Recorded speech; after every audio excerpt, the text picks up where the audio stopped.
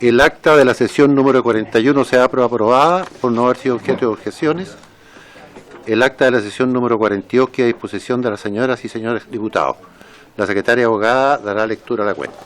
Gracias, presidente. Tenemos los siguientes documentos para la cuenta. Un proyecto iniciado a moción de los diputados señores Cifuentes, Camaño, Mulet, Zafiro y Alberto Undurraga, y de las diputadas señoras Marzán, Molina y Santibáñez, que facilita acceso a servicios higiénicos en organismos e instituciones para personas que indica boletín 16.214-14.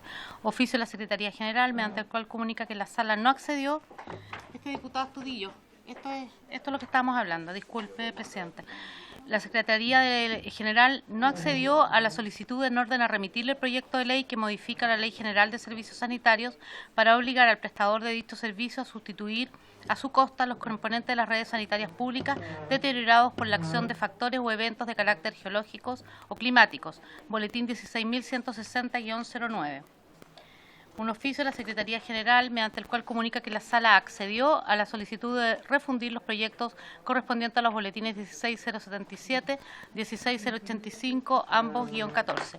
Oficio de la Secretaría General, mediante el cual comunica que la sala accedió a la solicitud de remitirle el proyecto de ley que modifica la Ley 16.284, que fija disposiciones para casos de sismo o catástrofe, establece normas para la reconstrucción de las zonas afectadas por el sismo de 28 de marzo de 1965, modifica la Ley 16.250 para explicar ejemplos de catástrofe correspondiente al boletín 16.069-22, radicado en la Comisión de Emergencias, Desastres y Bomberos. Oficio de la Secretaría General, mediante el cual comunica que la sala accedió a la solicitud en orden a refundir los proyectos de ley correspondientes a los boletines número 16.069-22 con los boletines 16.077-14 y 16.085-14 ya refundidos. Todos estos presentes tienen que ver con los socavones. Por eso pedimos que se refunde. Oficio del Ministerio de las Culturas, las Artes y Comunicaciones, mediante el cual informa los gastos de arriendo de terrenos u otros bienes inmuebles que sirven de dependencia para las actividades propias del Ministerio. Correo electrónico del coordinador de la Asociación de Desarrolladoras de Viviendas Sociales, mediante el cual solicita audiencia para exponer la situación actual de la vivienda social en Chile y las acciones que podría implementarse para fortalecer el plan de emergencia habitacional que impulsa el Gobierno, que busca entregar 260.000 soluciones habitacionales en el periodo de 4 años. Y finalmente una nota al Comité Comunista, Federación Regionalista Verde Social, Acción Humanista Independiente, mediante el cual comunica que el diputado señor Matías Ramírez reemplazará al diputado señor Luis Alberto Cuello en la sesión de hoy. Esa es toda la cuenta, presidente. Muchas gracias. Se ofrece la palabra en varios. ¿Sí? Diputado. Presidente, muchas gracias por su intermedio. Quería recabar el acuerdo de ver si podemos solicitar a la Biblioteca del Congreso Nacional nos haga un informe respecto de todos los permisos, autorizaciones y trámites que se tienen que realizar en las direcciones de obras. Porque no solamente permisos que dicen relación con ampliaciones o construcciones, sino que hay una serie de otros permisos que forman parte de todo lo que hoy día estamos conociendo como permisiología, y que dice relación también con emprendedores, con otras actividades comerciales, y por lo tanto poder tener también ese listado de permisos, autorizaciones que emiten las direcciones de obra y que forman parte del ámbito de su competencia, presidente. Ok, ningún problema, así será. ¿Quedó claro, cierto? Sí. Diputado Astudillo.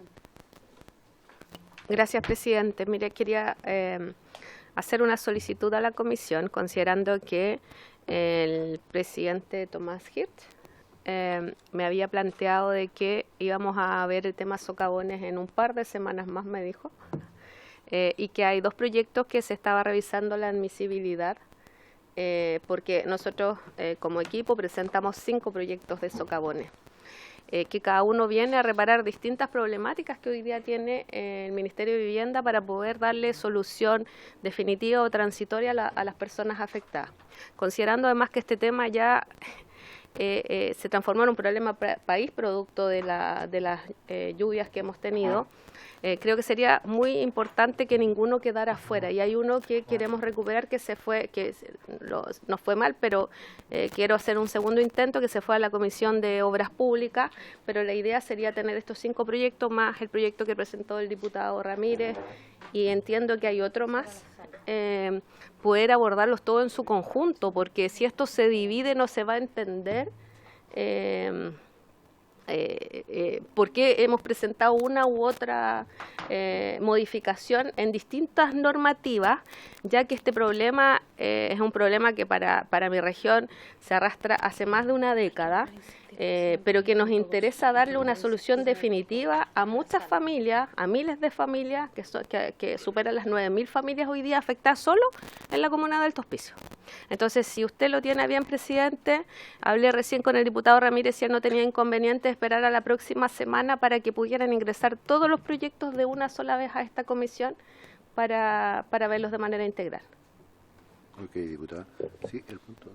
Sí, Habría que volver a insistir, me dice Secretaría, respecto al punto 2 de la cuenta. Lo solicitó a la sala para traer de Obras Públicas el proyecto. Ya. Ok. Sí, que ofrecía la palabra. Muy bien. Presidente, quería... Perdón. Diputada Bulnes.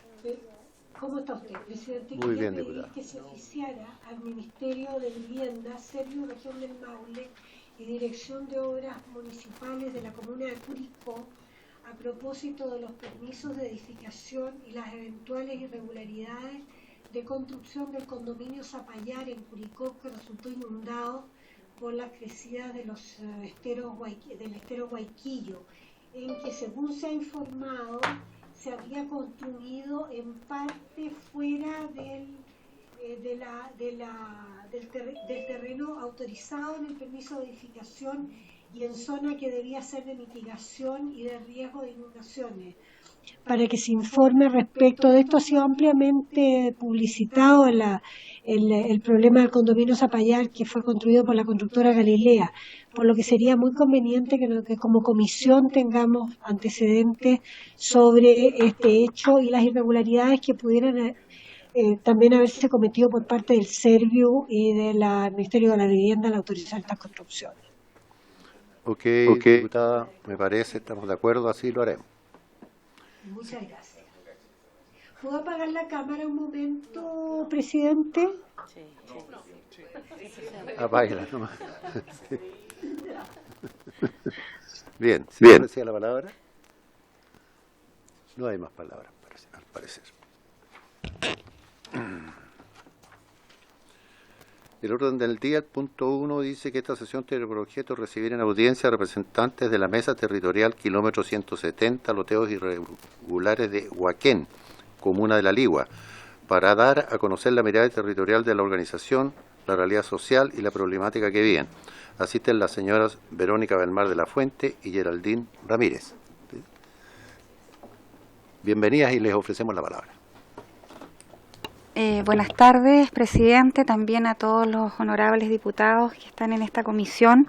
Mi nombre es Verónica Belmar, como lo dijo el presidente, me acompaña Geraldine, que también es una dirigente. Nosotros somos de la Mesa Kilómetro 170, que nace por allá por el 2015, cuando recién empieza la venta de derechos en el sector de La Ligua, y que hoy día nos transformamos en una mesa intersectorial que tiene ambas comunas, Papudo y La Ligua, trabajando con los ministerios, coordinados con el gobierno regional, en donde hemos hecho un trabajo robusto en poder saber en qué condiciones estamos viviendo. Hoy día tenemos una superficie debido al estallido demográfico dentro del territorio que aborda más o menos 40.000 personas, o sea, 10.000 techos y creciendo todos los días debido a que la venta indiscriminada en ese sector en la provincia ha sido un tremendo problema, debido también a la falta de fiscalización. También queremos hacer presente que dentro de esta mesa que nosotros trabajamos, hemos hecho un trabajo bastante minucioso también con el aparato legislativo, tratando de impulsar una ley con el diputado Diego Ibáñez que venga a sancionar lo que tenga que ver con la venta indiscriminada de tierra, ¿verdad? Sin una fiscalización, y también de los capitales ángeles que ellos contraen sin la fiscalización de impuestos internos. Entonces, esos somos nosotros. Tenemos una representación hoy día de ambas comunas en un trabajo súper disciplinado, en donde llevamos 7 años solos, en solitario, presidente, en solitario, con sí la voluntad de la Municipalidad de Papudo, que puso a disposición todo su equipo técnico, llámese SECPLA o Desarrollo, para funcionar. La Ligua ha sido un poco más esquiva, pero también entendemos que la Ligua es demasiado las viviendas que llegaron, y me imagino que para la autoridad local, sin ninguna duda, es muy complicado sentarse y poder conversar sobre esta problemática, entendiéndose que quedan como 10 cerros que vender. Entonces es muy complejo poder darle ahí en solitario darle una solución, sin tener la voluntad de otras autoridades.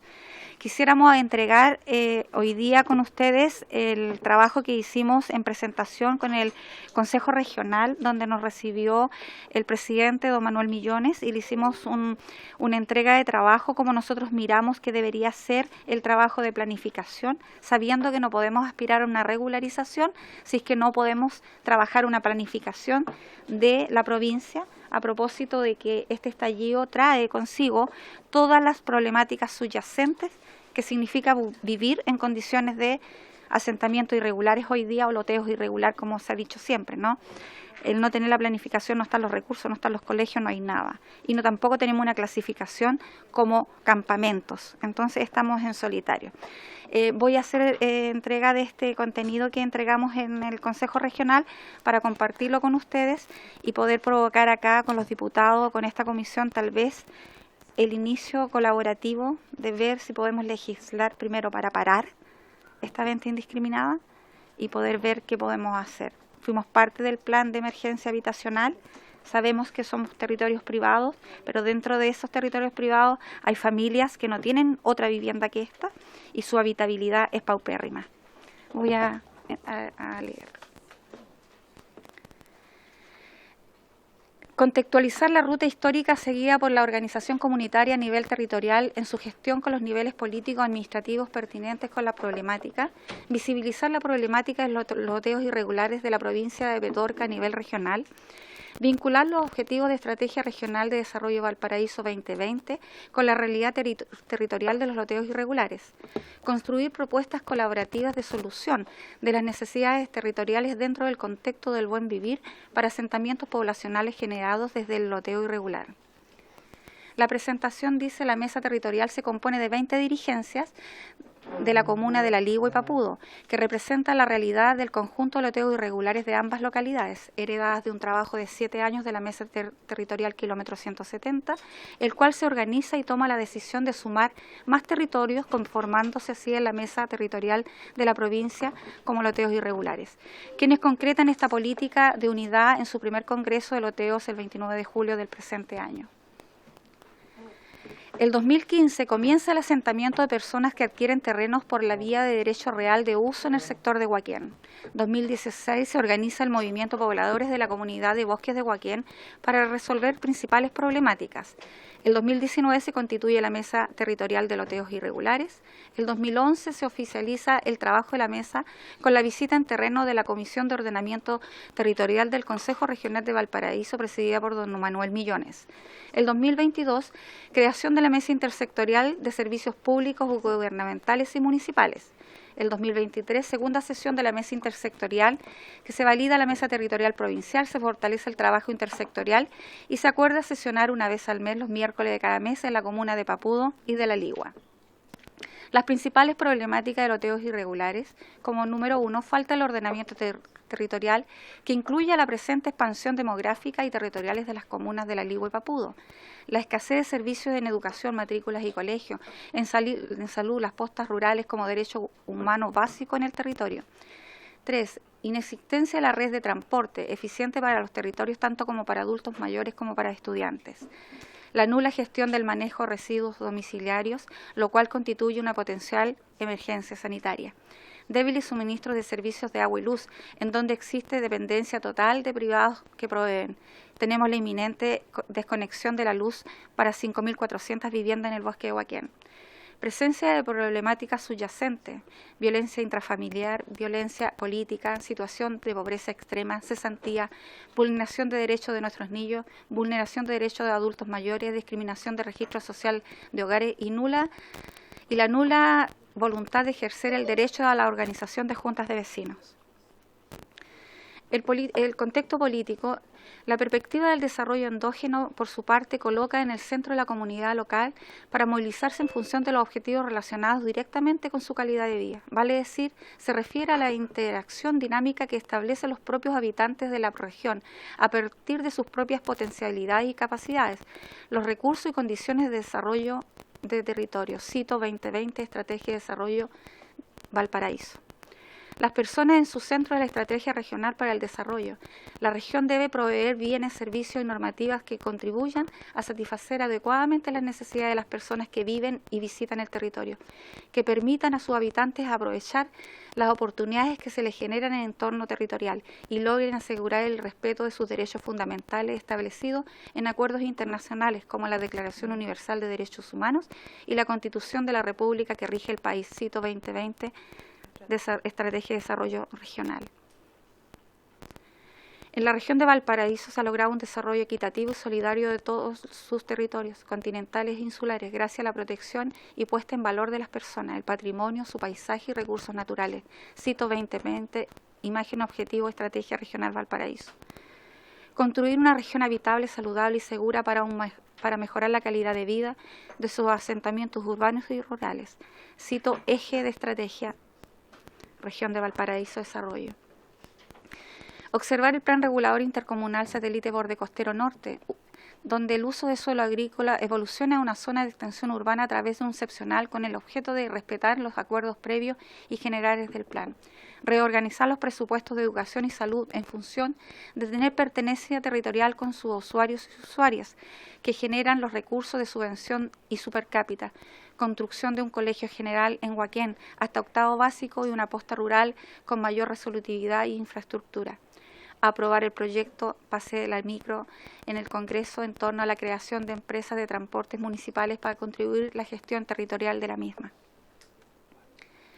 Construir un plan de gestión de residuos domiciliarios con fiscalización de la Seremi Salud para que el municipio cumpla con sus obligaciones. Necesidad de urbanizar el sector posterior a la regularización, logrando la adquisición de las calles como bien de uso público, donde la apostación y creación de APR permita proveer de estos servicios básicos a la comunidad en carácter público o comunitario. Gestión del Ministerio de Desarrollo en torno a la intervención estatal urgente para diagnosticar, revelar planes de intervención y ejecutar políticas públicas territoriales y pertinentes a modo de transitar hacia un mejor vivir. El ordenamiento y planificación territorial debe hacerse cargo de las crecientes demandas demográficas y realidad actual del territorio, permitiendo conversar entre los planos reguladores satelitales Borde Costero Norte y el comunal. La organización de la comunidad en conjunto con el trabajo de las autoridades locales y regionales deben conseguir soluciones pertinentes para el desarrollo armónico de sus territorios desde el buen vivir. La regularización permitirá dinamizar el territorio, convirtiendo una oportunidad en el pago de permiso de edificación al municipio, pago de contribuciones y el aporte creciente en la economía, generando comunidades más inclusivas con proyecciones de desarrollo armónico incorporadas a un Pladeco. Nuestro mensaje es la transversalidad y el trabajo mancomunado con las organizaciones junto a la relación diplomática de nuestras autoridades electas y gubernamentales aseguran el éxito en el cumplimiento de los objetivos de contribuir políticas públicas pertinentes desde los territorios, asegurando el desarrollo local y promoviendo el ordenamiento territorial acorde con el desarrollo de la región de Valparaíso como un hogar donde todos y todas nos sintamos orgullosos de habitar y aportar en su crecimiento permanente. Creemos que es de suma urgencia poder detenernos y mirar que la provincia de Petorca hoy día está siendo devastada no tan solo por la sequía, sino por la migración local interna que tiene nuestro país, ya sea porque las familias no lograron poder tener una casa por el sistema, y hoy día son familias que generalmente son sobre los 50 años que no tienen posibilidad alguna de tener otra vivienda. Hasta el 2017 éramos un poco. El circulante que hubo después del 2019 a propósito de la pandemia hizo que mucha más gente migrara, ¿no? Y eso provocó este estallido demográfico que hoy día, sin ninguna duda, es incontrolable. Nosotros damos muchas gracias a esta intervención. Queremos que sepan que en Petorca necesitamos de ustedes, necesitamos legislar en conjunto para que esto pare, porque la provincia ya no resiste, y necesitamos elaborar planes de trabajo en conjunto para que todos los que vivimos allá, nuestros niños, nuestros adultos mayores, puedan tener educación, salud y vivir en condiciones no tan paupérrimas como vivimos hoy día. Presidente. Muchas gracias, señora Verónica. Gracias. Y doña Geraldine. Y aprovecho de saludarlas y pedirle disculpas, pero venía de Santiago, fui y volví en 3 horas. Y aprovecho de saludar a todas las miembros de la comisión, agradecerle por haberme reemplazado, saludar a la secretaría. La verdad es que para nosotros siempre es muy ilustrativo conocer de cerca las situaciones. Muchas veces quisiéramos poder recibir a más organizaciones, comités, mesas, como en este caso. Claro, los tiempos se nos complican porque tenemos el tema de varios proyectos de ley, estamos revisando varios proyectos, pero de algún modo lo que ustedes nos van entregando nos ayuda también a precisar por dónde tenemos que ir trabajando y por dónde tenemos que ir actuando y cuáles son posibles proyectos de ley a desarrollar que contribuyan a mejorar las condiciones de vida o a fortalecer el trabajo que están realizando. Así que, por mi lado, por lo menos, creo haber escuchado casi todo. Agradecerle y entiendo que la presentación la vamos a tener, ¿no es cierto? La vamos a dejar. Por favor, sí, porque Sí. a mí por lo menos me gustaría poder completarla para verla. No sé si algún diputado o diputada quisiera hacer alguna consulta o comentario. Diputado, por favor. Voy a tratar de ser lo más breve, pero al mismo tiempo ojalá ir al tema, porque lo que ustedes plantean, yo soy del distrito 26, es decir, Puerto Montt, Chiloé, Palena, pero lo que ustedes plantean es una situación bastante general que ocurre en muchos lugares, y efectivamente después de la pandemia, después de los retiros, hubo parecida mayor disponibilidad de dinero y mayor cantidad de sesiones de derechos. Lo que ustedes plantean es que ustedes son un conjunto de pobladores de loteos irregulares. Así es, Ok, que esto aumentó por supuesto. y ahora hay que pararlo. Eso es más o menos lo que entendí. Hay que pararlo. Ya. Sí. Ahora, desde el punto de vista legislativo, porque existen normas, ¿cierto?, que de alguna manera les permite a ustedes, me parece, la tenencia o la inscripción de la tierra, porque me imagino que ustedes compraron derechos, hay un decreto de ley que permite el saneamiento de la pequeña propiedad raíz. Yo no sé si ustedes hacen uso o no han podido hacer uso de esa herramienta para la obtención del título. A lo mejor hay una imposibilidad que desconozco en el territorio, que no, bueno, como no soy de ahí, pero existe procedimientos legales como para obtener la inscripción, el saneamiento. El decreto de ley 2695 generalmente se usa ese. A veces hay dificultades para hacer uso, pero ustedes al mismo tiempo saben también que es obligación del loteador lotear regularmente y no irregularmente. Así es. Obvio. Cuando se lotea regularmente, es obligación de él otorgar luz, una urbanización, agua, etcétera, etcétera.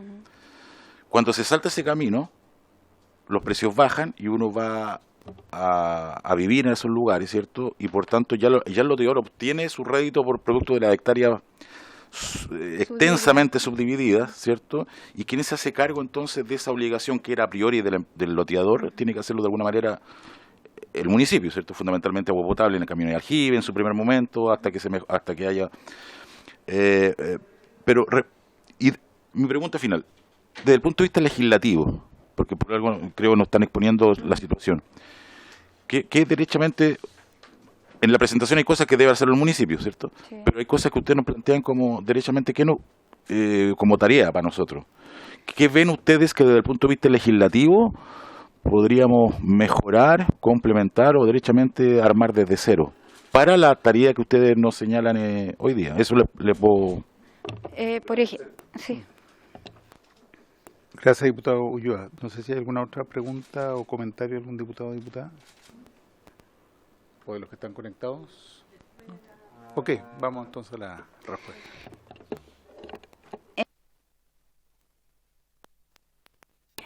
La verdad es que la ley 20.234 habla de la regularización o el saneamiento de loteos irregulares, ¿verdad? Y después se hace la modificación, ¿verdad?, que sale promulgada el 8 de agosto del 2022, que se transforma en la 21.477, en donde da más facultades al DOM, ¿verdad? Le pone, o sea, amplía la posibilidad de saneamiento, pero sí pone 8 puntos que son bastante severos, y dentro de esos 8 puntos, desgraciadamente, Huaquén o los loteos de la Ligua ninguno cumple, porque nuestros loteos carecen inclusive de calles, o sea, las calles le pertenecen, están dentro del trazo de la subdivisión, por lo tanto no tenemos calles, nos transformamos en loteos brujos. Entonces eso agudiza aún más la problemática para la Ligua en sí. Por eso es tan grave allá, porque no tenemos ninguna alternativa. Se modifica la ley hasta el 2018, que se amplía, ¿verdad?, del 2016 al 2018, pero aún así, para nosotros es muy complejo poder acceder. No calificamos en ninguno de los 8 puntos en que se modifica la ley 20.234. Entonces, de parte de la ley, hoy día estamos trabajando con todos los ministerios, bienes nacionales, con el MIMBU, con Serviu, están todos trabajando, tratando de ver cómo hacemos un piloto en 2 sectores más pequeños, más atomizados, pero fallamos en eso, en que la ley hoy día no nos deja entrar. Y le debo hacer un hincapié en lo que usted dice a propósito del sur. Acá tenemos el problema que nosotros no nos permitieron inscribir. O sea, nosotros tenemos la sesión de derecho, hoy día SPA, que se transforma en esta figura, sin inscripción. O sea, tenemos un papel que ni siquiera está inscrito. Por lo tanto, no tenemos nada. No hay no hay nada, ni siquiera hay un derecho inscrito.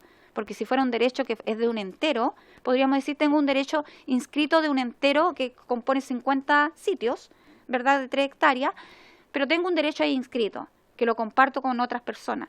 Pero nosotros tenemos parcelas en donde esos derechos ni siquiera están inscritos, no están pasados por el conservador de bienes raíces. Por lo tanto, no tenemos en el efecto nada. Estamos a la buena voluntad de que algún día alguien diga, ¿sabe qué? Efectivamente yo recupero mi tierra porque en lo legal nunca fue inscrita. Entonces ese derecho no está inscrito. Entonces por eso para nosotros es gravísimo y tenemos que empujar algo para que primero se pare, porque esto se sigue haciendo discriminadamente todos los días, y sobre la misma poder legislar o ampliar o hacer un excepcional o trabajar para que podamos ampliar esa ley del 2016, tal vez bajar un poco esas 8 condiciones tan complejas que son. Solamente para precisar, efectivamente esto es muy común y por eso trato de intervenir aquí. Efectivamente, esto no quiero colocar el gobierno anterior de un punto de vista de la competencia ideológica, no. En el gobierno anterior se trató de hacer algo que era perseguir al loteador, perseguirle la proliferación del loteo brujo. Yo recuerdo, años 2017, 2018. Y el Ministerio de Bienes Nacionales de ese gobierno hizo en algún momento la intención de perseguir al loteador o al que compraba. Y estableció mayores dificultades para efectivamente inscribir, lo que usted dice, le dio facultad a la Dirección de Obras Municipales. Y estableció causales que usted señala. Pero por eso, para ver dónde radica dentro de esas causales que se establecieron en ese momento, porque antes había bastante facilidad para inscribir, sí, ¿cierto? Sí, se inscribía. 5 años de tenencia y no tener juicio pendiente.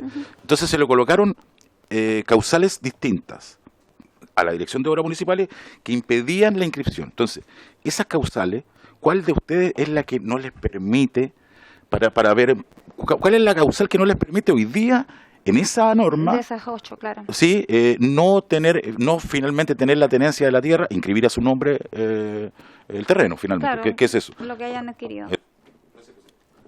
Primero que nada, es que dentro de un entero de una parcela de 3 hectáreas está subdividido en 68 sitios de 500 metros cuadrados, en donde como ejemplo, esas 3 hectáreas, la gente que reside dentro de esas 3 hectáreas tiene el 30% inferior a lo que pide la ley, a lo que pide la 21.477, en residencia, digamos, ¿verdad?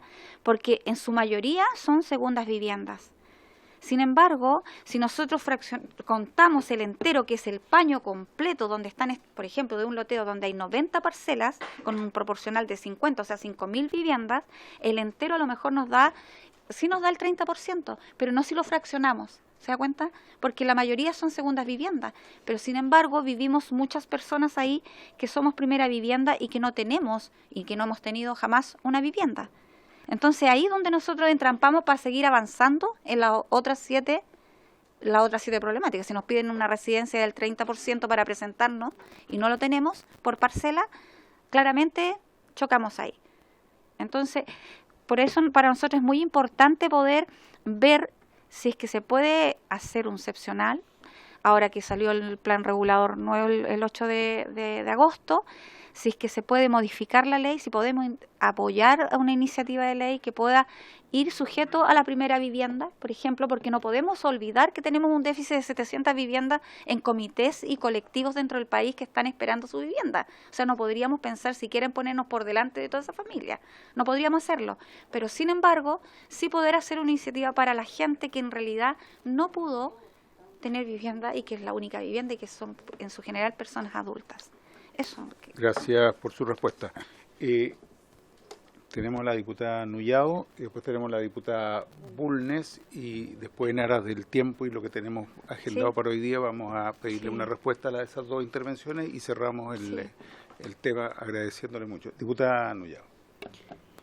Presidente, con la pregunta que ha hecho el diputado Ulloa queda un poco claro la dificultad, pero considero que han hecho un tremendo esfuerzo de trabajo en esas mesas territoriales y yo me imagino que hoy día debieran tener respuesta ya, porque se ha generado tantas dificultades, han tenido reuniones con el Consejo Regional, hablan de una estrategia equitativa y solidaria de parte de la gobernación regional, pero al parecer en lo que usted está planteando, nada de aquello se ha podido hacer, por lo que entiendo, en lo cual usted viene a solicitar a esta comisión que al menos hagamos la revisión respectiva. Yo considero que la experta del Ejecutivo en estas materias de habitabilidad nos está escuchando y pudiéramos preguntarle a la señorita Janet, de que ella tiene harta experiencia en el ámbito legislativo y también desde el Ministerio, ¿por qué razones no se ha podido? Lo otro que me queda la duda, ustedes señalaban que estaban dentro del plan de emergencia habitacional, entonces si estuvieran, tendría que resolverse de igual manera, presidente, lo que ellos están planteando. Yo me imagino que esta respuesta debiera estar pronta, pero la preocupación más bien está en las nuevas personas que han llegado, que todavía no tienen una organización afiatada. Ustedes tienen una mesa de trabajo con 20 dirigentes, tanto en La Ligua y en Papudo, lo cual habla de los tiempos que han invertido en poder buscar la solución y por lo tanto las instituciones debieran ya tener claro cómo responderle. Gracias. Vamos a darle la palabra al diputado Fuenzalía. Yo no sé si la diputada ahora no tiene la mano arriba, pero... y después le vamos a dar la palabra, si le parece, a doña Janet Tapia o a alguien del Ministerio para que nos pueda... Presidente, pero primero, sobre el punto que plantea la diputada Nullao, yo creo que tenemos que pedirle a la ministra de Bienes Nacionales que venga a la comisión, porque el problema de todo nace por la no inscripción de los derechos, ¿ya? Y por lo tanto, teniendo claridad, porque cuando se aprobó la ley que plantea nuestra invitada, era justamente para evitar que siguiesen proliferando todos estos bloqueos brujos o ventas de derechos inescrupulosas, mejor dicho, ¿ya? Entonces yo lo que le planteo, presidente, ¿ya?, dado que es un tema del derecho propio de bienes nacionales, invitemos a la ministra para que nos pueda explicar o plantear soluciones, porque en la medida que solucionemos las inscripciones de esos derechos en los conservadores respectivos, después se va a poder desarrollar todo lo otro, ¿ya? O sea, yo creo que tenemos que partir por ahí primero, presidente, complementando lo que planteó también la diputada Nullao. Muchas gracias. Bueno, anticipándome a su propuesta, me encontré con la ministra hace 1 hora y media en Santiago y le dije que efectivamente, no por este caso, porque no lo conocía, pero que efectivamente como comisión nos iba a interesar probablemente, que yo le iba a preguntar acá, la posibilidad de tenerla con nosotros, porque en realidad ella ha asumido recién y sería bueno efectivamente conocer cuál es un poco el plan. Y en este caso me parece que hay un tema muy concreto y específico que podríamos conversar con él. Diputada, así es que si les parece, avanzamos con esa propuesta de invitar a la ministra de Bienes Nacionales. Diputada Mercedes Bulnes, tiene la palabra. Muchas gracias, presidente. Había bajado la mano porque como usted ya me había dicho que me iba a dar la palabra, por eso la bajé. Pero realmente a propósito del problema que ha expuesto la señora respecto de su situación, pero además en el caso de ella está complicada porque no hay urbanización, en el sentido que no están los caminos ni siquiera delineados en el plano de subdivisión. A mí me interesa también hablar con la ministra que venga la ministra de Bienes Nacionales, porque en Talca existe una situación que es eterna, que viene desde 50 años, exactamente, más de 50 años, que es la Villa Francia, en que está el mismo problema, aunque hay algunas de las personas que ya han logrado regularizar por bienes nacionales, pero que está urbanizado, y hay un problema que lo conoce el serbio y hay intenciones de resolverlo por parte del serbio, pero no es la única comunidad y hay muchas en el país que no son loteos brujos propiamente, que están construidos, que se vendieron adecuadamente. En el caso de la Villa Francia no es un loteo brujo en ningún caso y hay que resolverlo, pero ahí estamos con las complejidades de la no aplicación cabal del decreto ley 2695 en virtud de unos dictámenes de bienes nacionales que impedirían sumar la posesión anterior, como lo autoriza el decreto ley, a la posesión actual para completar los 5 años. Entonces la gente que son herederas o que se han transferido derechos entre padres e hijos no han podido regularizar. Y también sería conveniente consultar con el Contralor General de la República y citarlo también en relación al dictamen que ha impedido estas inscripciones y estas regularizaciones, que de acuerdo al decreto ley serían perfectamente procedentes, pero que como administrativamente han sido prohibidas, los Ceremis de Bienes Nacionales no autorizan. Entonces quiero pedir que se invite también al Contralor General respecto de esta materia. Gracias, diputada. Le vamos a dar, si es que le parece, al Ministerio la palabra, a ver si tiene alguna reflexión sobre el tema que estamos viendo, pero mi propuesta al menos sería la siguiente. Como tenemos varios temas, que invitemos a la ministra de Bienes Nacionales, pero que al Contralor le oficiemos, si es que les parece bien. La Contraloría está respondiendo relativamente rápido los oficios, así que me parece que puede ser una vía, tomando lo que ha solicitado la diputada Bulnes, porque creo que nos va a demorar más si lo tratamos de citar que si oficiamos y si invitemos a la ministra de Bienes Nacionales. No sé si les parece.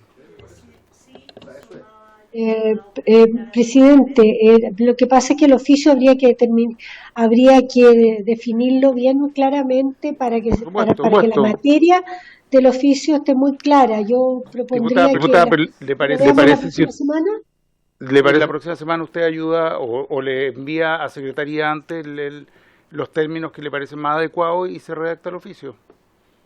Muchas gracias, presidente. Bien, el Ministerio... Sí, eso. Para allá voy. Tranqui. No sé si el Ministerio nos pueden ilustrar un poco sobre la materia, señora Janet o Vicente. Presidente, estábamos conversando por interno con Janet. Mire, la verdad es que la aplicación de la ley 20.134 y la modificación establecida por la 21.558, que se han hecho referencia a la discusión, la presentación, efectivamente han permitido solucionar algunos problemas de irregulares o de flujo o distintos tipos de problemas de organización, pero efectivamente a la hora de ejecutarlos prácticamente uno se va encontrando con problemas. Yo creo que esos problemas nosotros debemos estudiarlos. Tenemos alguna ya recopilación de algunos casos prácticos que hemos levantado con algunos serbios, con los más involucrados en la materia, particularmente con el serbio de la quinta región. Y estamos estudiando una serie de modificaciones que prontamente debiesen ver un proyecto de ley. Entonces, creo que ese debe ser el espacio, sin que, por cierto, son casos específicos que hay que conocer, y efectivamente esto hay que balancear, por cierto, entre la legítima derecho de apostar a una regularización pero también evitar, y es lo que ha pretendido la ley anterior, incentivar este tipo de Así es. edificaciones al margen de la planificación, que son justamente algo que nosotros como ministerio también tenemos que intentar limitar y no generar incentivos perversos para lo mismo. Entonces, en ese sentido, por cierto que podemos estudiar dificultades prácticas de implementación, pero con la consideración que recién acabo de realizar. Muchas gracias, Vicente. Sí, señora Janet, por supuesto. Complementar algo. Por Yo supuesto. creo que es súper importante lo que han señalado las personas que asistieron por la mesa. Este es un tipo de problema que no tiene una solución a nivel de un solo ministerio, es una solución interministerial. De hecho, en el caso en que nosotros más hemos aplicado la ley 20.234 y que ha sido sumamente complejo, ha sido en el campamento Manuel Bustos de Viña del Mar. Y ahí básicamente se hizo una triada, por así decirlo, entre la Municipalidad de Viña del Mar, el Ministerio de Bienes Nacionales y el Ministerio de Vivienda, y se hizo un convenio. Y también tiene que haber mucho compromiso de las familias. Las familias aquí decían que ellos son propietarios y no tienen calle. Entonces, las familias tienen que comprometerse, tal como lo señala la propia ley 20.234, que obviamente tiene sus defectos, a ceder aquellos espacios que son absolutamente indispensables para tener los bienes nacionales de uso público, las áreas verdes y los equipamientos, porque si no el problema no se soluciona. En ese sentido, yo entiendo que el 2695 tiene esa dificultad, pero porque reconoce la posesión, pero también en el 2695 existe la posibilidad de regularizaciones colectivas de la propiedad raíz. Y en ese, yo trabajé en bienes nacionales, por eso lo digo. Entonces, y cuando se hace una regularización colectiva, las personas que viven en esos asentamientos tienen que ser lo suficientemente generosas como para permitir que efectivamente se pueda desarrollar toda la urbanización, y parte de ello es los pavimentos, la luz, el agua, etcétera. Esa es como mi reflexión respecto del tema, y transmitírselo a las familias, que obviamente estamos preocupadas por ello y vamos a seguir colaborando. Yo entiendo que están trabajando bastante con nuestra seremía. Gracias, presidente. Muchas gracias, señora Janet. Creo que nos ilustra muy bien. Y le agradecemos mucho. Yo creo que nos han dado un tema y tareas y nos han dado pega. Vamos a invitar a la ministra de Bienes Nacionales, tal como han escuchado, y vamos a ver también las consultas adicionales que han surgido, tanto con el Contralor como la posibilidad de un proyecto de ley que ustedes mismas han mencionado y que preguntaba el diputado Ulloa. Así que creo que ha sido muy productivo y le agradecemos mucho por haber venido acá a la comisión. Gracias a todos por haber puesto la atención que pusieron y por habernos dado estos minutos. Sin ninguna duda, todas las personas que hoy día van a poder ver esto van a estar muy contentos. Sabemos lo que decía el diputado, como la diputada y el diputado acá, de que la voluntad tiene que nacer de acá, porque de lo contrario no vamos a poder avanzar. Así que le damos muchas gracias, presidente. Le disculpamos que haya llegado atrasado, no importa. Y muchas gracias a todos, que estén muy bien. Muchas gracias a ustedes. Hasta luego. Bien. Gracias. Muchas gracias. Que muy bien. Gracias.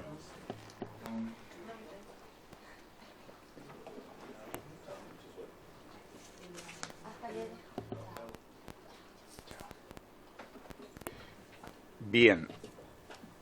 El siguiente punto de la tabla, vamos a continuar con la discusión del proyecto de ley iniciado en moción de la diputada señora Orsini Santibáñez y el diputado Hirsch, que modifica la ley 18.101, que fija normas especiales sobre arrendamiento de predios urbanos para regular los requisitos de postulación al arriendo, establecer un estatuto de la garantía que cautiona la obligación del arrendador y prohibir el cobro de la renta en unidad de fomento y otro cobro abusivo correspondiente al boletín 16.019-14.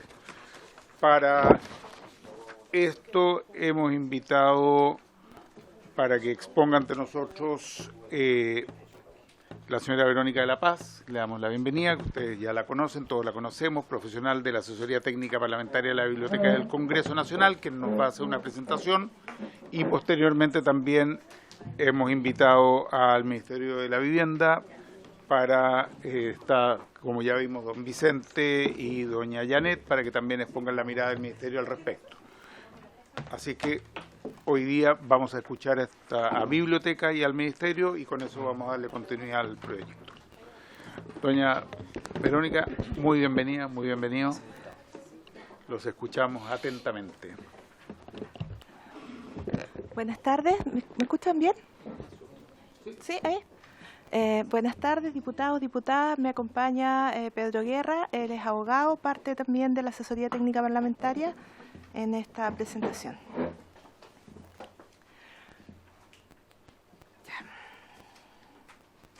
¿Estamos en la siguiente? Después de hacer una revisión de lo que plantea el proyecto de la diputada Orsini, nosotros definimos 4 ámbitos en donde el proyecto señala modificaciones. Uno son los requisitos de postulación que se van a exigir para acceder a un nuevo arrendamiento, la fianza o garantía de arrendamiento, cómo se le va a pagar a los que intermedian en este proceso y cuáles van a ser los mecanismos de reajustabilidad que se van a utilizar para aumentar los montos de la renta de arrendamiento. Entonces, nosotros revisamos 3 países, España, Francia y Nueva Zelanda, y elegimos estas normas. Andrés, pasemos uno, por favor. Elegimos estos países, uno, porque eran legislaciones relativamente nuevas, ¿no es cierto? Eran legislaciones que, algunas más o menos antiguas, pero habían tenido modificaciones en los últimos años, y lo interesante de estas modificaciones es que colocaban lógicas nuevas a lo que era el arrendamiento habitualmente. Uno de estos es que conciben el arrendamiento como una forma de acceder a la vivienda, entendiendo que la vivienda es un derecho humano y por lo tanto las condiciones en que debemos resguardar que ésta se entregue en arrendamiento o en cualquier otra forma de tenencia no son cualquiera. No es, las normas que estamos estudiando hacen distinciones entre que estamos tratando de viviendas, de cuando se trata de arrendamiento de otro tipo de bienes. ¿Ya? Los arrendamientos comerciales, los arrendamientos de lugares en donde haya cuestiones productivas, tienen un tratamiento distinto a cuando estamos hablando de el arrendamiento habitacional, entendiendo que este es un derecho.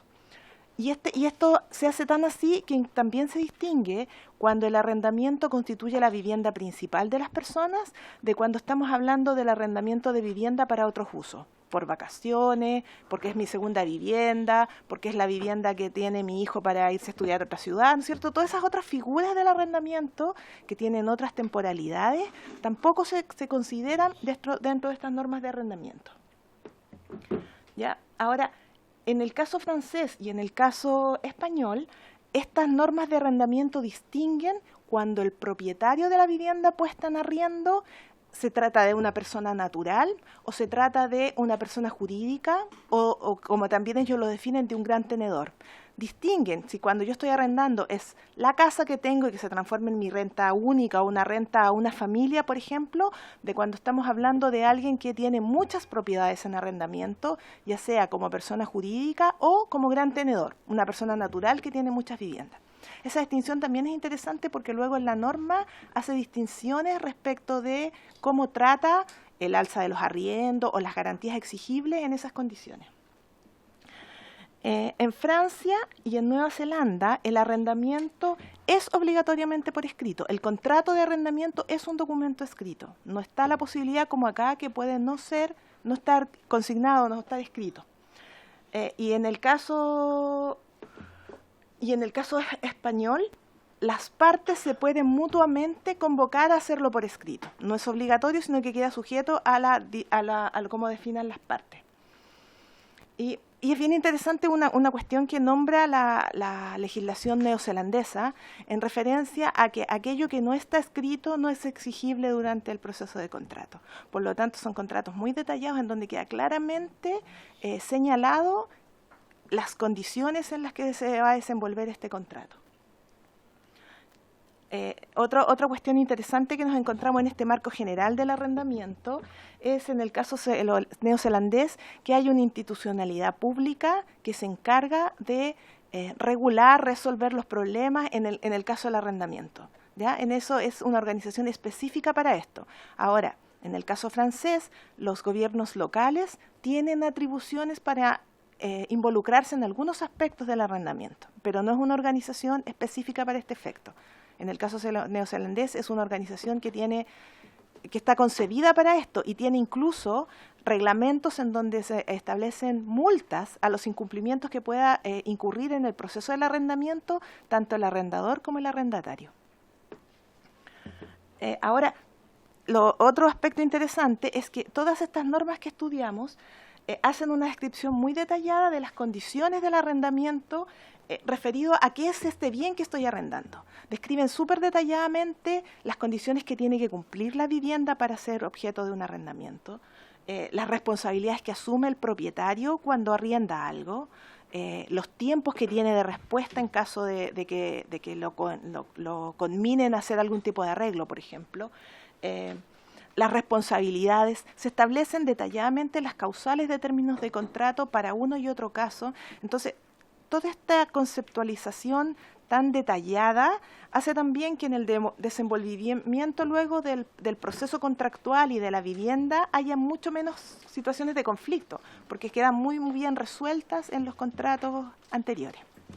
¿Quería agregar algo ahí? No. Ya, sigamos. Ahora voy por tema y voy a ir dando cuenta de cada uno de los países que fuimos trabajando. Son detalles, entonces tengo nota. Ya. En el caso, vamos primero a partir por el tema de los requisitos de postulación que se le pueden exigir a las personas que quieren postular un arriendo. En el caso de España, se trae a colación a la norma el principio de no discriminación. ¿Ya? Se establece también que las operaciones de compraventa tienen que, o sea, las operaciones de arrendamiento, pero también las de compraventa, es una referencia, tienen que traer a colación alguna información respecto de identificar quién es el vendedor y quién es el arrendador y establecer claramente las condiciones de la operación. O sea, por ejemplo, en el contrato la oferta que yo publico en un medio público, tengo que decir qué estoy arrendando, cuánto estoy cobrando, quiénes son los propietarios, de manera que esa información es pública, es conocida por todas las personas. Y también se establece las formas que esta discriminación que está prohibida puede tener distintas expresiones. Entonces hablan tanto de la discriminación directa, de cuando yo abiertamente le digo algo, no voy a recibir personas con ojos amarillos, por ejemplo, pero también de aquellas otras cuestiones que indirectamente discriminan.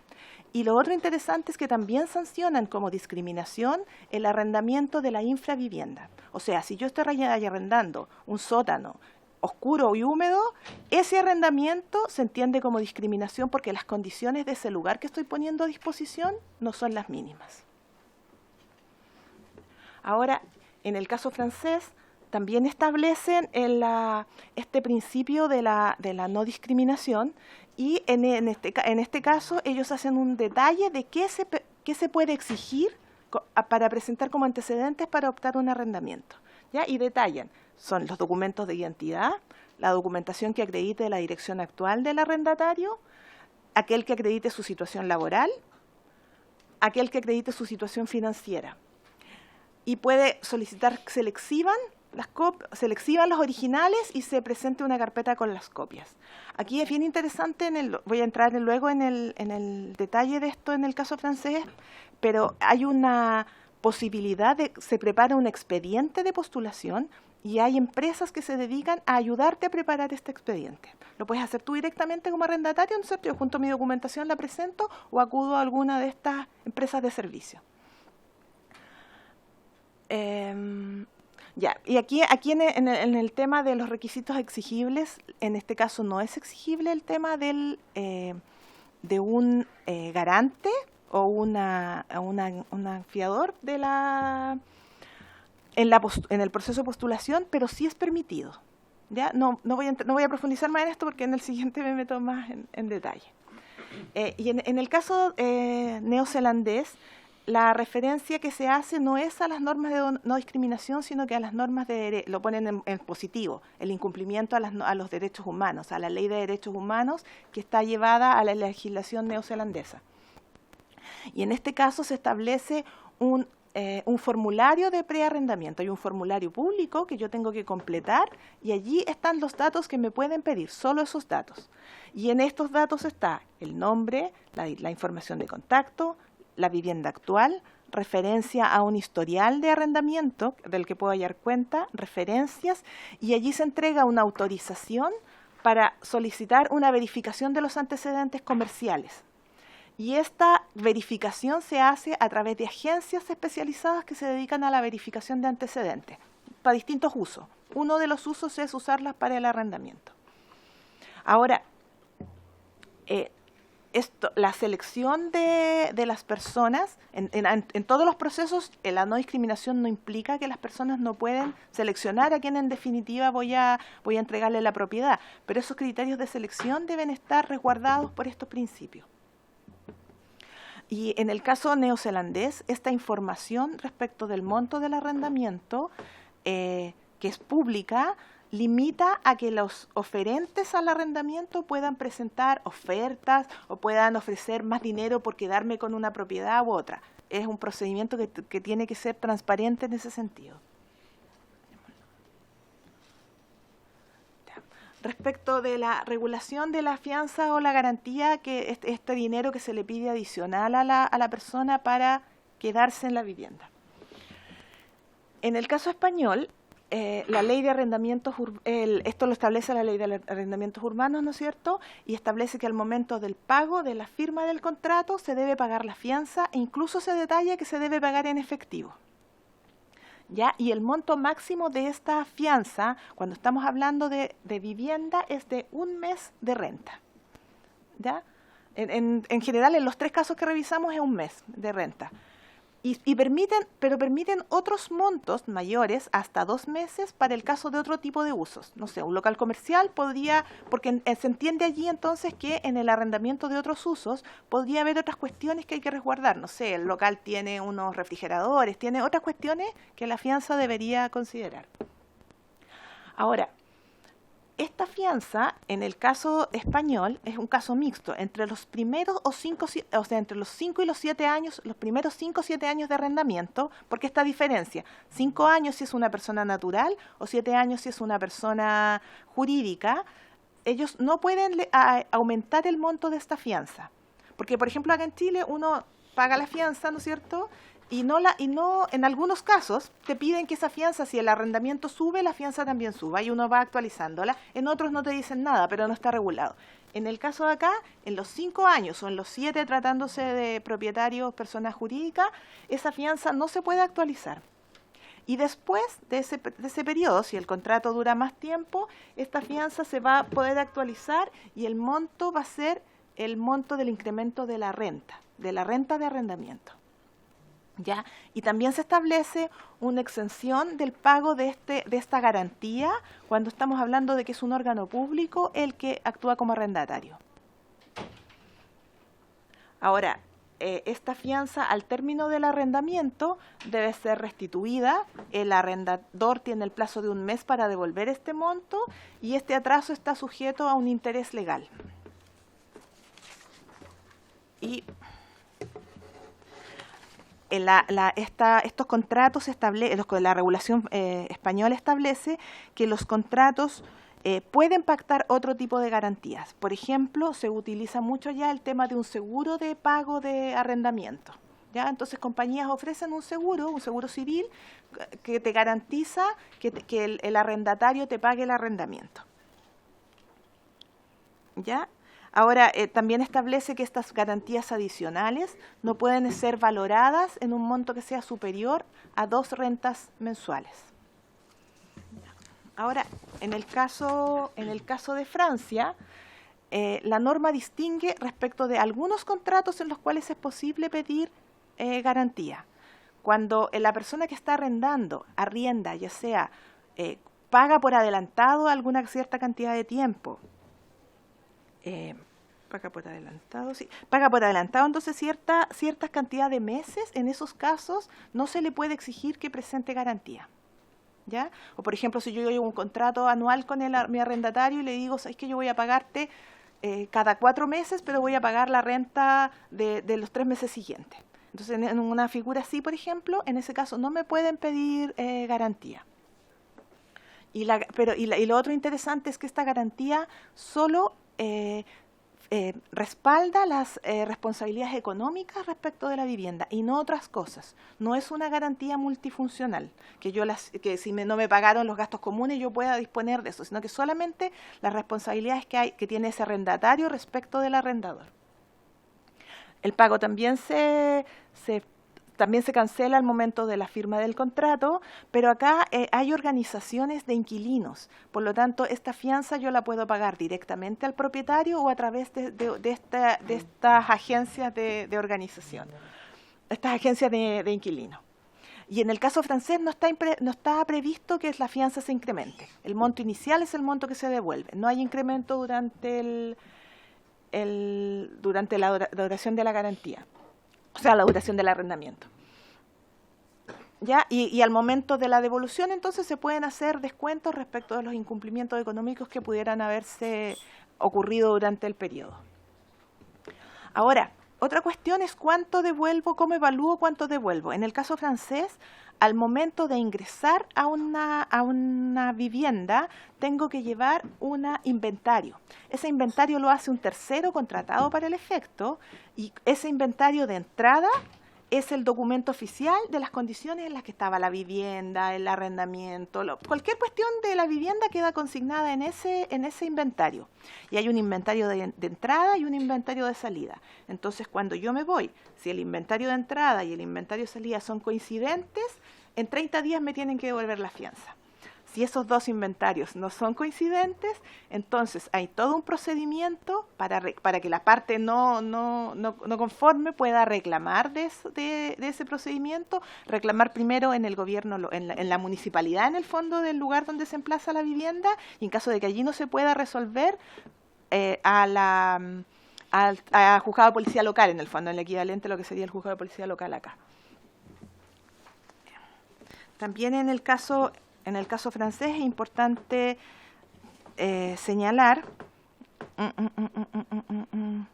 que las viviendas, además de esta fianza, tiene el arrendador tiene la obligación de contratar un seguro de daños que puede ocasionar a la vivienda. Entonces coexiste. ¿El arrendatario? El arrendatario, sí. El arrendatario tiene que contratar un seguro por los daños que pudiera ocasionar en la vivienda. Entonces ahí se cubre la parte que no es la parte económica que queda cubierta a través de la fianza.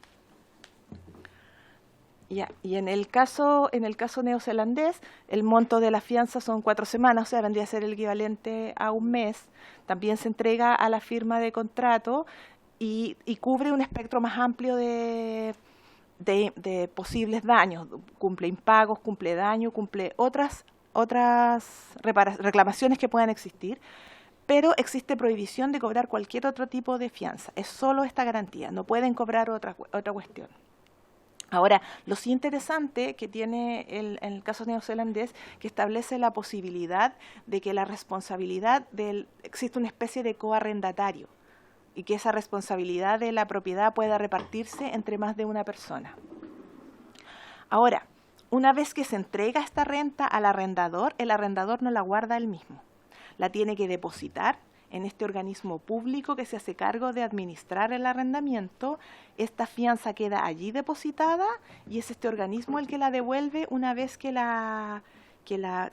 arrendamiento ha concluido, o también establece la posibilidad que durante la vigencia del arrendamiento, si se produjera algún daño, por ejemplo, en la propiedad y las partes están de acuerdo, pueda solicitarse allí que que entreguen parte de esta fianza o completa para hacer las reparaciones, por ejemplo, que se requiriesen.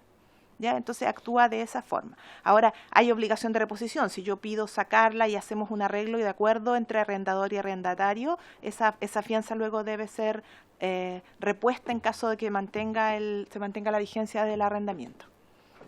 Ahora, cuando se producen incumplimientos de una de las partes respecto de o entregar la fianza en el momento que correspondía, de devolverla, o del arrendador de intentar cobrar montos diferentes, la norma establece multas que van entre los 500 y los 3.000 dólares neozelandeses. Eso yo calculaba que eran multas entre 250 y 1,5 millones de pesos por incumplir esta normativa.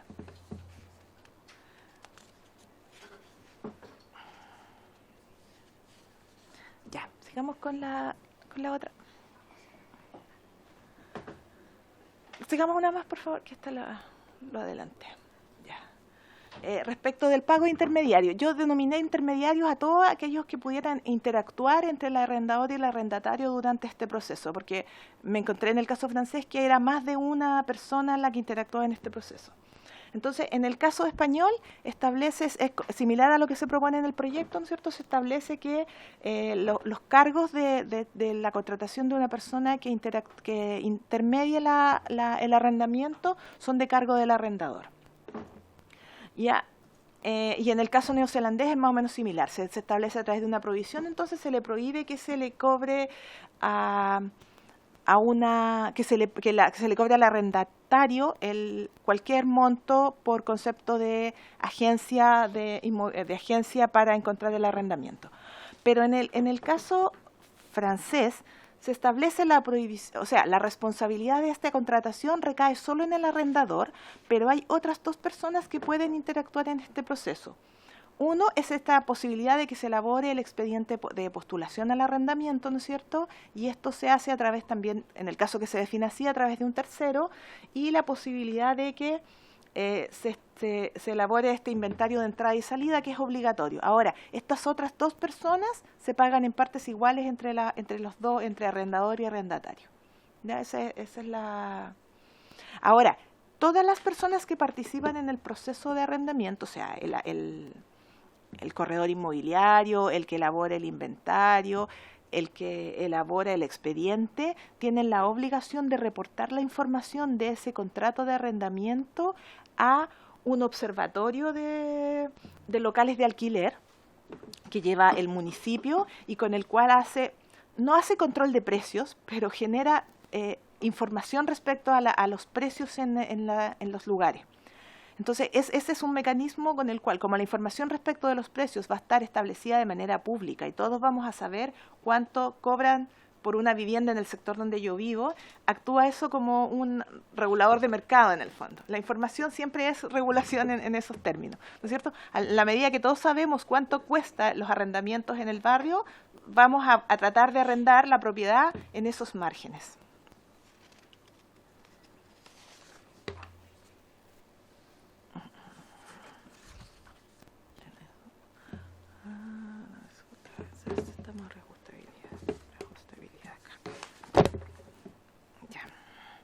Ahora, ¿podemos avanzar una, Andrés, por favor? Ya. Ahora, lo otro que tiene la legislación en Francia es que contempla un proceso de revalorización. Cuando yo tengo una propiedad y el monto de la renta que estoy cobrando por este arrendamiento está notoriamente es inferior a los montos, a esta información que tengo de los montos del sector en donde está la vivienda, yo puedo pedir ante el municipio un proceso administrativo de revalorización, ¿no es cierto? Yo tengo que presentar los antecedentes, según el municipio, ¿no es cierto?, de 3 o 6 rentas de referencia de otros inmuebles y con esa información se lograr que administrativamente se suba el monto del arrendamiento que tengo en mi propiedad. Ahora, en caso que esto no se llegue a acuerdo entre el arrendador y el arrendatario, se puede recurrir a una comisión departamental, que es un nivel más alto, digamos como si fuera a nivel de gobernaciones, más o menos el equivalente, y si no, ante para una conciliación en estos términos, o si no, a llevar el tema a un juzgado de policía local. Ahora, cuando se define que va a haber este aumento de la renta de esta manera administrativa, este aumento no se efectúa de una sola vez, sino que ese monto total se parcializa y se va subiendo en tercios o en sextos, según la duración de los arrendamientos. Y esa duración de los arrendamientos va a estar dada por si la propiedad es un arriendo de una persona natural o de una persona jurídica que tiene más de una propiedad.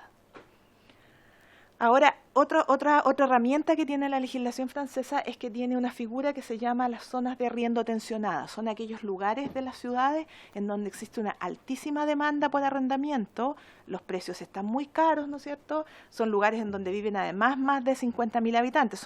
Estamos pensando básicamente en los centros urbanos, en los lugares de alta demanda y de altos montos de las rentas, por lo demás.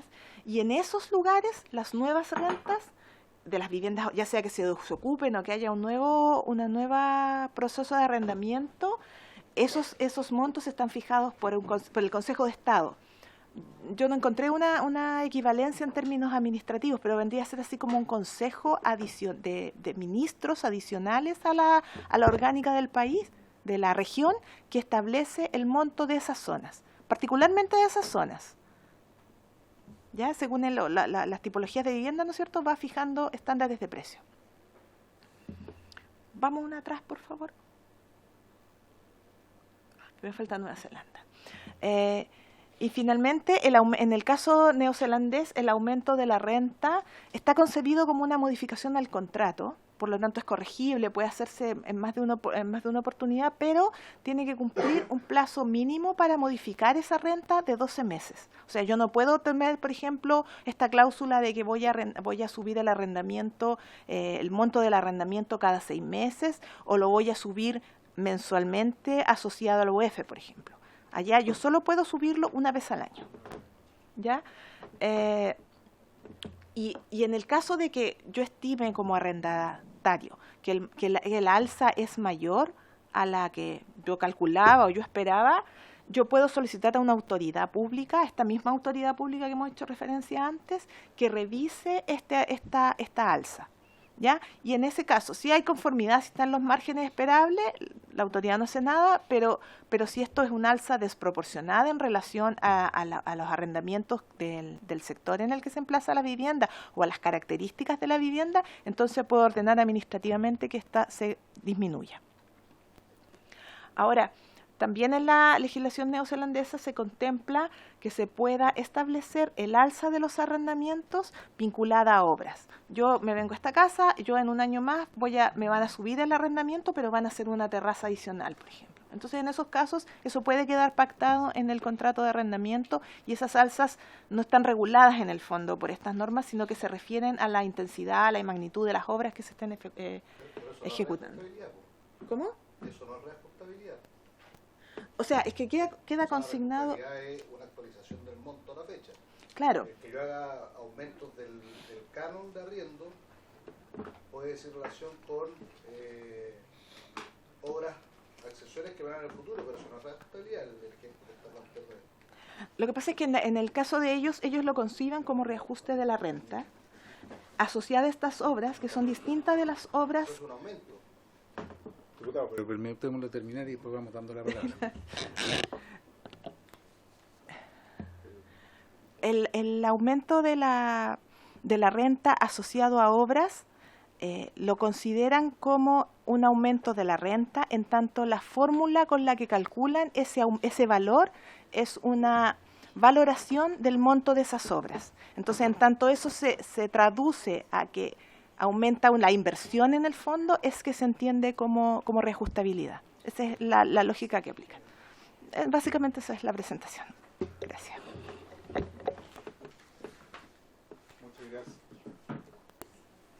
Muchas gracias, doña Verónica. Muy completa. La verdad es que creo que la biblioteca ha hecho un tremendo trabajo, porque presentarnos estos 3 países como con toda la legislación que tienen, yo no sé si esto son materia de ley específicamente, materia de ley, pero creo que hay un tremendo trabajo en lo que nos ha presentado, que refleja además toda una institucionalidad, etcétera. Yo después también voy a hacer algunas preguntas, pero vamos a dar la palabra primero a los diputados y diputadas que... diputado Zafirio me había pedido la palabra, ¿alguien más la deja pedido? Diputado, ¿te va a pedir nada? Diputado Zafirio.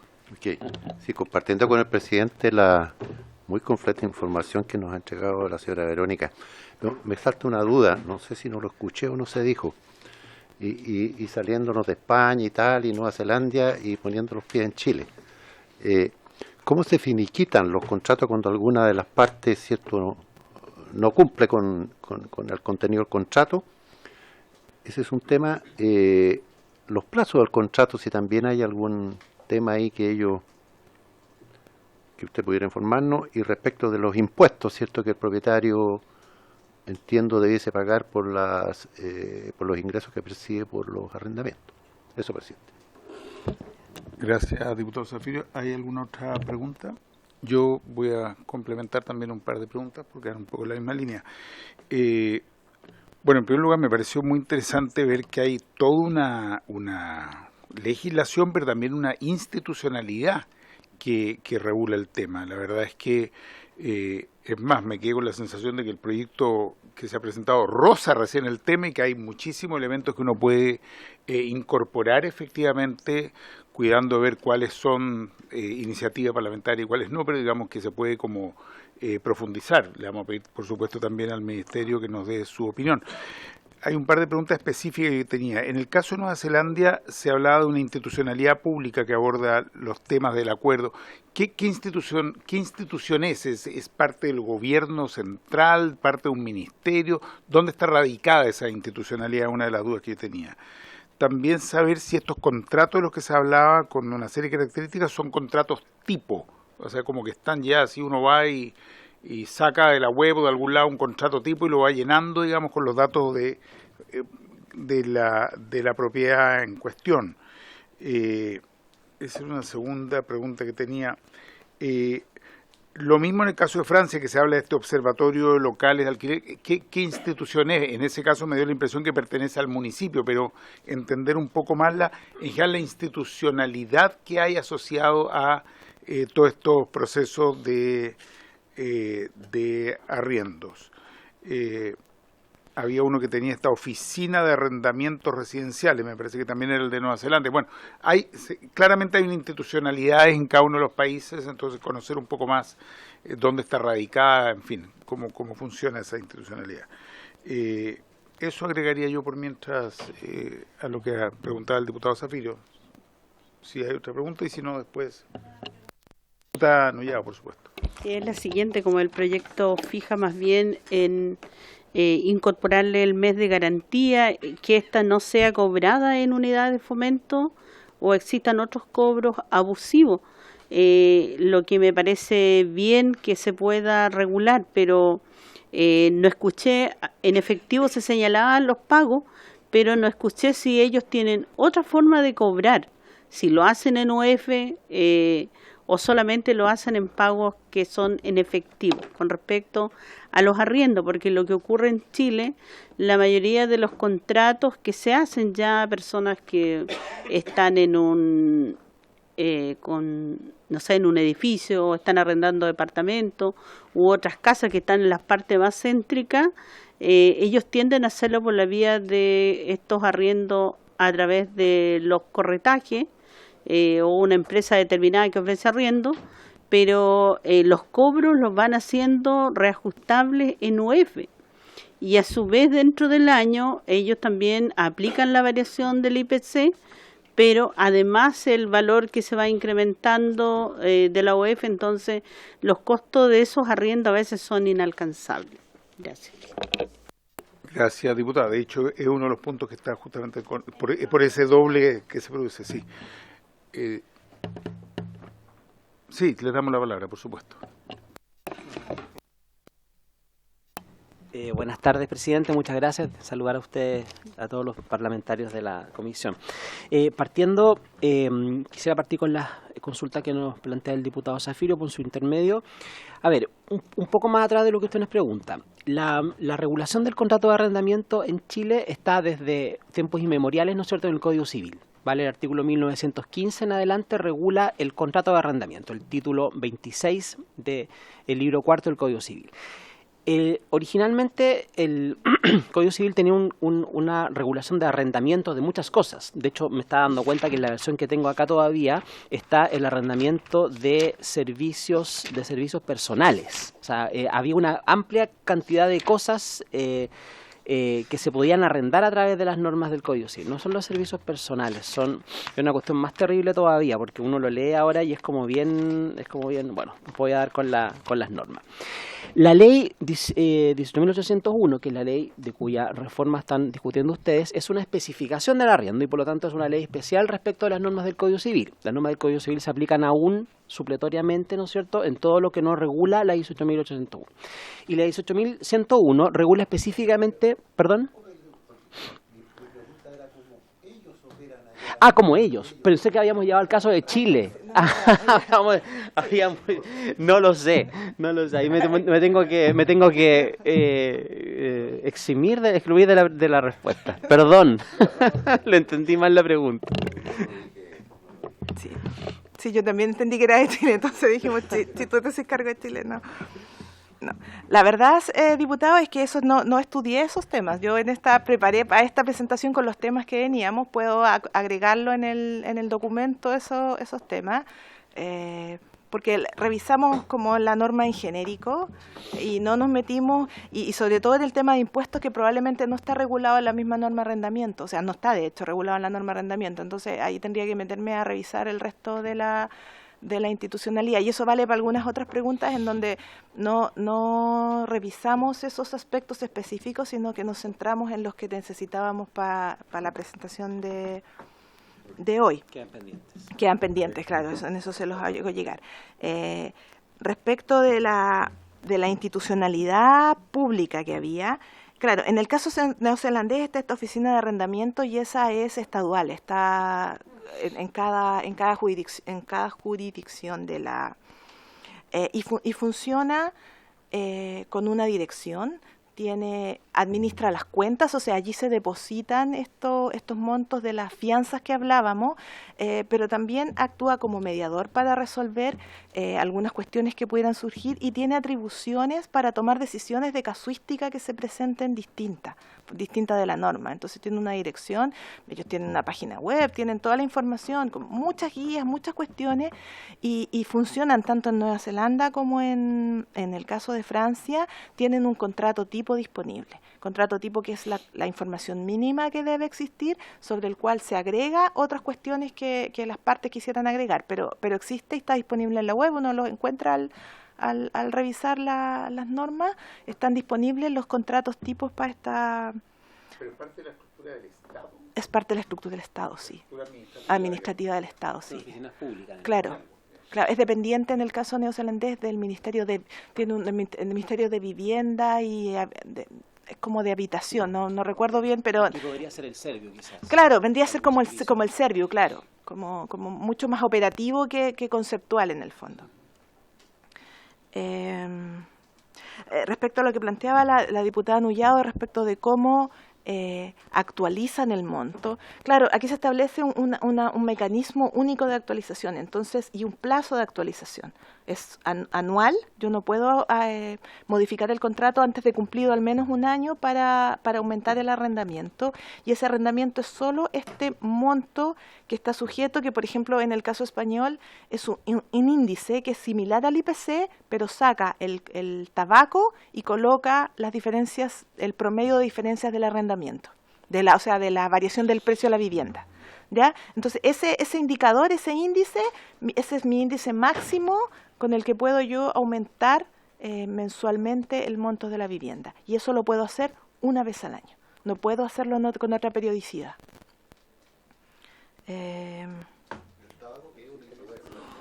¿Cómo? Es que debe estar está en la canasta seguramente, entonces para calcular el precio, para calcular el precio seguramente se saca el tabaco de la canasta y se incorporan los aumentos, ¿no? Y con eso sale el precio del fondo en que después se puede aumentar el precio de renta. Claro. No es parte de este proyecto, pero interesante ese dato en todo caso, ¿eh? Esto de que saquen el tabaco, me parece. No sé si hay alguna otra pregunta o si tenemos a alguien telemático que quiere preguntar o aportar o acortar algo sobre lo que nos ha dicho la biblioteca. El ministerio está invitado también para... Sí, está el ministerio también, pero ¿pasamos al ministerio entonces a escuchar? ¿O hay otra? Sí, por supuesto. ofrecer, por supuesto, nuestra asistencia en caso de que quieran indicar el proyecto. Nosotros vemos que el proyecto está muy bien, tiene algunas cosas que se podían ajustar en su redacción y para eso también podemos ayudarlos en lo que necesiten, para ustedes o los asesores. Diputado González. Muchas gracias, presidente. No, yo las consultas las voy a hacer por escrito, porque voy a querer respuesta por escrito también, porque creo que hay muchas cosas que quedan en el aire, que dicen en relación con los procedimientos judiciales, que dicen en relación con el tema de cómo fue el impacto de esta ley del 2022 en materia de arriendo, porque me imagino que al eliminar un cobro respecto de lo que cobra un corredor de propiedades, pudo haber tenido alguna incidencia en el valor del arriendo, lo que señalaba el diputado Zafiro también respecto a los impuestos. Entonces creo que hay una serie de cosas que me gustaría hacerlas, pero por escrito y no por acá. Entonces quiero dejar eso presente, señor presidente. Excelente, diputado González. Son preguntas, digamos, para la biblioteca. Excelente. Si la hace llegar a la Secretaría, no, me parece un buen aporte. Diputada Nullao, y después le damos después le damos a la diputada Bulnes. Yo estaba escuchando con mucha atención la exposición que estaba señalando en base a la respuesta el profesional de la biblioteca, porque la verdad es que igual nosotros debiéramos conocer la historia de cuándo se inician los arriendos, como señalaba desde el Código Civil, y cómo ésta ha ido evolucionando en Chile y en lo que estamos hoy día, por lo cual se pretende legislar, porque ya hay reclamo excesivo de muchos ciudadanos y ciudadanas, dada la situación compleja económica que le ha tocado vivir, y sin embargo han personas que tienen muchas viviendas o departamentos y que ese ha sido también su giro comercial, finalmente terminan abusando porque la normativa es demasiado permisible, porque no hay lo que usted bien señalaba, alguien que pueda controlar los valores. La economía del libre mercado nos podrían decir sí, cualquiera puede tener y construir miles de edificios, pero también tiene que haber un control y una legislación que permita regular y proteger a la persona que hace uso de la vivienda, que además está en espera de postular una vivienda y que no la tiene, por lo cual tiene que recurrir al arriendo. Entonces, por eso quería solicitarle por su intermedio, presidente, si en alguna otra oportunidad, como han ofrecido de la biblioteca, entregar mayores antecedentes, pero tener esa revisión de cómo ha ido evolucionando y en los que estamos hoy día en Chile. Me parece muy bien los 3 países que se han entregado antecedentes, que uno puede hacer una comparación, pero también sería muy importante conocer en lo que estamos hoy día. Gracias. Gracias, diputada Nullao. Yo creo que es muy acertado lo que usted propone, porque en realidad con este proyecto y con la presentación estamos entrando y poniendo una lupa a un tema que es muy amplio y que afecta a millones de personas. Entonces, conocer también más a fondo todo el tema como yo lo entiendo, el mercado de los arriendos, las relaciones de arriendo en el caso de Chile, sé que puede ser una pega grande para la biblioteca, pero la verdad es que como nos han ilustrado muy bien de los otros países, efectivamente uno queda con ganas de saber, ¿y qué ha pasado en Chile? ¿Cuál es el estado del arte? No sé si es arte a esta altura, pero el estado de la cuestión acá en Chile respecto al arriendo, y creo que sería una muy buena ayuda que nos podrían prestar y que probablemente va más allá incluso de este solo proyecto. Me parece. Diputada Bulnes estaba pidiendo la palabra. Sí. Muchas gracias. En realidad muy buena la exposición de la biblioteca y las preguntas anteriores también me parecen pertinentes. Pero a mí me interesa sobre todo cómo innova en este proyecto. Yo lo estuve ojeando bien, digamos, no en profundidad, pero cómo innova respecto sobre todo en materia de mejoras y ese tipo de cosas en nuestra legislación civil, porque nuestra legislación civil en materia de arriendo es muy desconocida en general para los arrendadores, para los arrendatarios, y por cierto, normalmente uno se queda con la ley 18.101, digamos, o sea, con la ley de arrendamiento de predios urbanos, pero me gustaría que la biblioteca pudiera ilustrarnos, hacer un cuadro comparativo de cómo innova en esto la legislación civil en lo que es el contrato de arrendamiento y cómo podría, más que una ley específica, hacer esta una ley digamos que más que normas sueltas, digamos, normas que modifiquen nuestra legislación civil para que pueda aplicarse de una manera más profunda, digamos. Entonces, si pudiera pedir ese informe a la Biblioteca del Congreso, me parecería sumamente importante para poder tener una idea acabada de la pertinencia y de la profundidad que debe tener este proyecto de ley. Muchas gracias, diputada Bulnes. ¿Será posible? Adelante.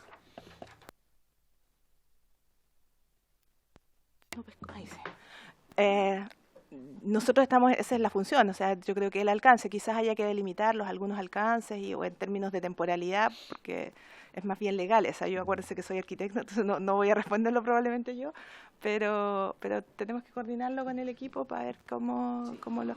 Diputado, en todo caso, me resulta importante mencionar, estas normas como son recientes, muchas de ellas todavía, por ejemplo, en el caso español, las últimas modificaciones entraron en vigencia recién en enero de este año. En el caso francés, las modificaciones fueron de abril. Hay cuestiones que todavía tampoco están en vigencia. Entonces, de repente, en términos de la operatividad de la norma, cómo se está desenvolviendo, estamos recién viendo las primeras implementaciones. Y lo otro es que tenemos un documento escrito, cortito, pero prioricé entregarles ahora la presentación por cuestiones de temporalidad, pero ese documento se lo hacemos llegar en cuanto lo terminemos el proceso de revisión interno. Estupendo, muchas gracias. Contamos con ese documento y bueno, con la posibilidad de poder avanzar en la profundización de algunos de los temas que se han planteado acá, me parece que sería muy bueno. Si les parece, le damos la palabra al Ministerio para que también nos puedan comentar una primera impresión sobre el proyecto. Así es que, si lo estiman a bien, doña Janet o Vicente, quien ustedes consideren, si nos pudiera dar su impresión sobre el proyecto que está en discusión.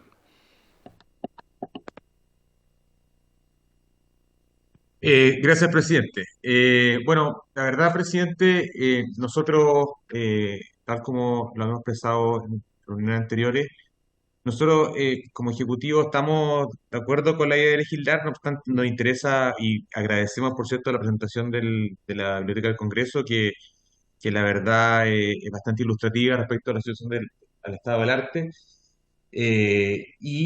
Nosotros efectivamente, la ley 18.101 fue modificada el año pasado, perdón, el año 2021, a propósito del arrendamiento de piezas, y nosotros como ministerio finalizamos ya la tramitación de un decreto, que en el fondo que tiene que pasar ahora tiene que ingresar a Contraloría prontamente, respecto a las condiciones mínimas de arrendamiento de piezas o habitación. Y si bien es una materia específica, sí tiene relación en el sentido de hacerse cargo de aspectos más bien sustantivos de arrendamiento, no solamente mantenerlo como un contrato. Ahora, efectivamente, si uno compara con otros latitudes, lo cierto es que probablemente la diferencia mayor radica en la institucionalidad.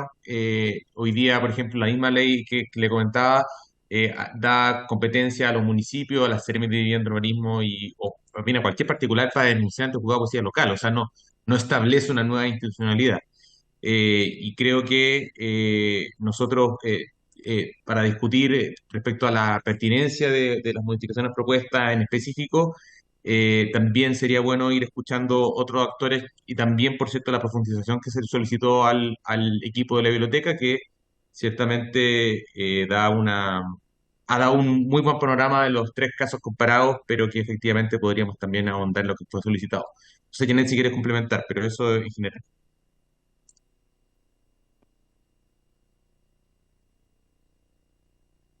No se te escucha, Janet. No, a mí no se me escuchaba tampoco. Estaba agradeciendo y preguntando si doña Janet quería también agregar algo.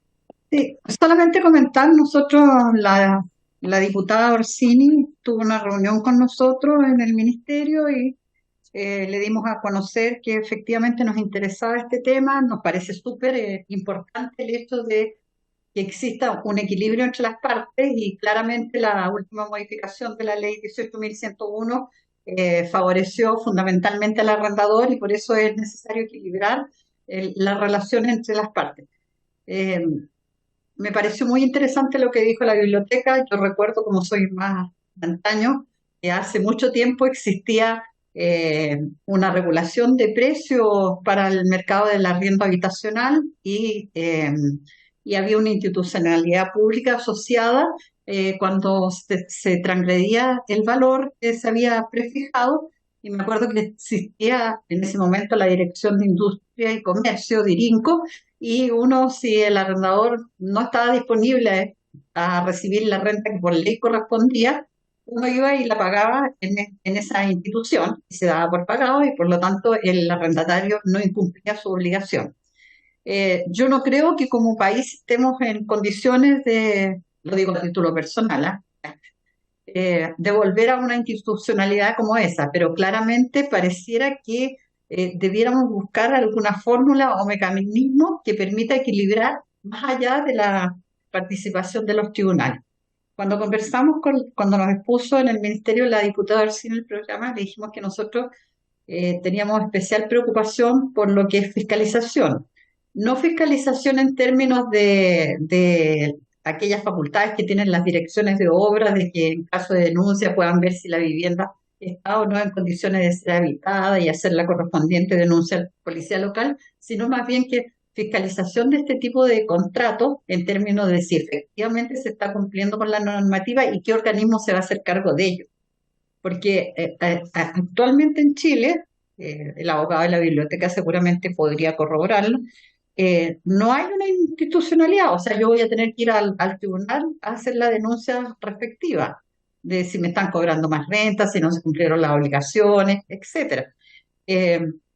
Y eso hace que, en definitiva, el sistema no funcione bien. Tampoco creo que el Ministerio de Vivienda sea el adecuado, por ejemplo, como para asumir esas funciones, porque el Ministerio de Vivienda tiene una labor, lo más cercano que estamos asumiendo ahora es la Secretaría Ejecutiva de Condominio, y es un tremendo esfuerzo para una secretaría que depende del gabinete del ministro, que tiene como 4 personas. O sea, tampoco es la mejor institucionalidad que se haya dado para abordar la problemática de los condominios, pero todos sabemos que eso requiere de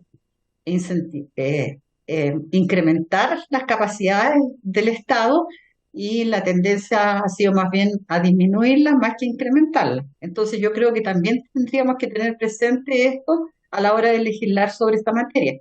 No vaya a ser que nos quede muy bonito en el papel la norma, pero en definitiva no se cumple. Voy a decir solo un ejemplo.